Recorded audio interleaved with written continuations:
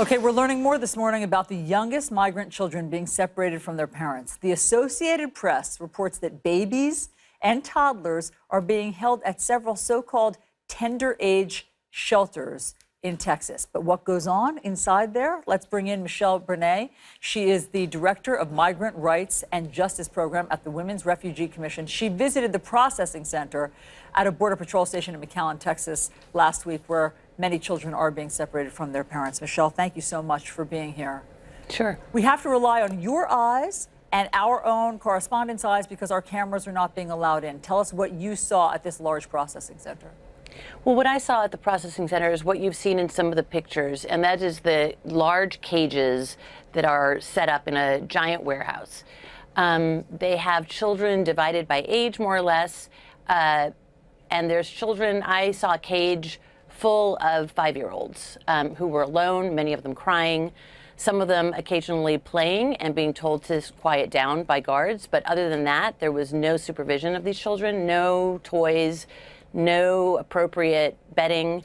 And in fact, the lights were on 24 hours a day and really entirely inappropriate conditions. So how are they sleeping? I mean, this is the picture that was released by Customs and Border Protection. So they're just on mats with like sort of those tinfoil blankets over them?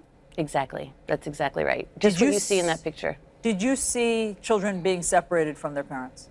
I did. At a Border Patrol station, I saw, I was actually speaking to a young girl, a 9-year-old girl, and her father when they came and took the girl away. And what happened? Describe that scene. They came in, they knocked on the door, they said they needed to take the girl. I asked them where they were taking her, and they told me that they were taking her for processing to a shelter. I asked if they were going to explain this to the father and to the girl, and really the agent just stared at me.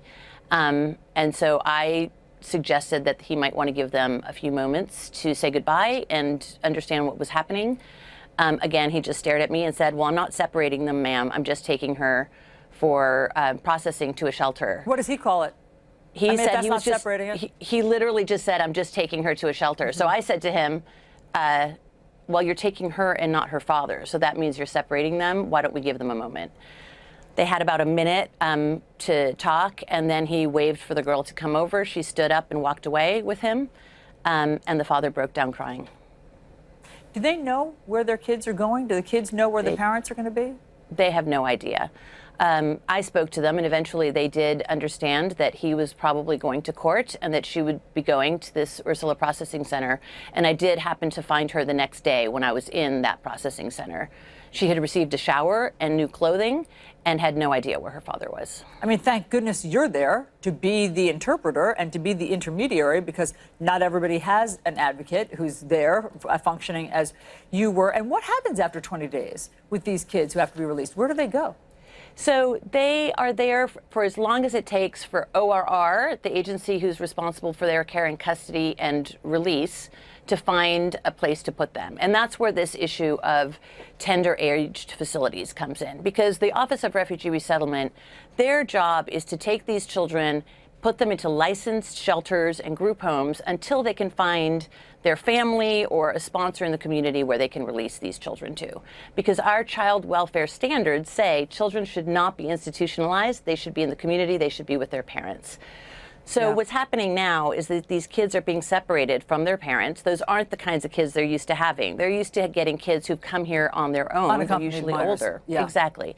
So these children that are separated are traumatized. They're much younger. And the facilities that ORR has had in place so far, you know, some of them are equipped to handle young children because once in a while they get those, but not in these numbers. And so they're scrambling to find places for these kids. Michelle, I want to read to you something that the Attorney General Jeff Sessions said in USA Today today. These children are well cared for. In fact, they get better care than a lot of American kids do. They are provided plenty of food, education in their language, health and dental care, and transported to their destination city, all at taxpayer expense. Is that what you saw? Were they getting tutored in their language? Were they getting lots of dental care? Well, in the CBP facilities where they're separated from their parents, they are absolutely not getting any of those services and no appropriate services at all. I do want to be clear, though. The Office of Refugee Resettlement does have shelters that do meet child licensing standards. They're licensed to take care of children, and so they do have some of those services.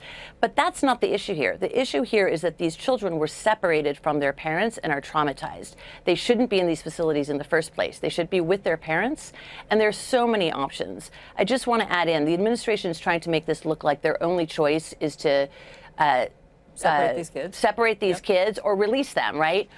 And what they're trying to do is get waivers of child welfare standards waived, have those not apply to these families so that they can detain children in prisons that are not licensed for children. That's what they're trying to do.